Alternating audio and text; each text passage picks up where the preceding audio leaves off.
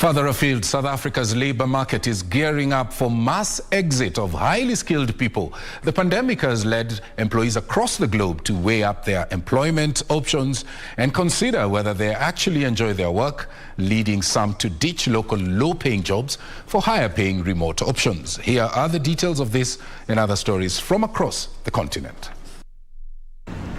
South Africa faces a record high unemployment rate. This means that highly skilled South Africans have the opportunity to be more discriminant in the work they choose to take on post-pandemic.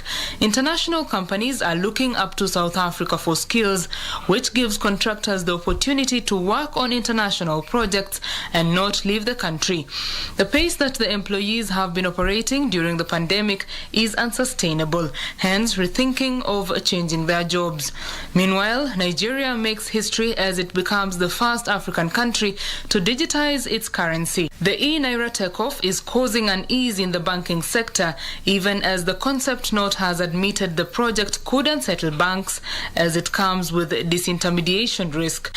Experts warn that e-Naira is just one of the disruptive technologies banks will need to accept and adapt to avoid being overrun. The launch will put Nigeria on the global CBDC tracking map as the fifth country to launch a centralized national electronic money.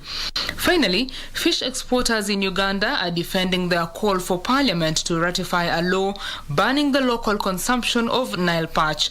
While appearing before Parliament's Committee on Agriculture, the Uganda Fish Processors Exporters Association announced that the lawmakers' proposal, once approved, will save the species from depletion.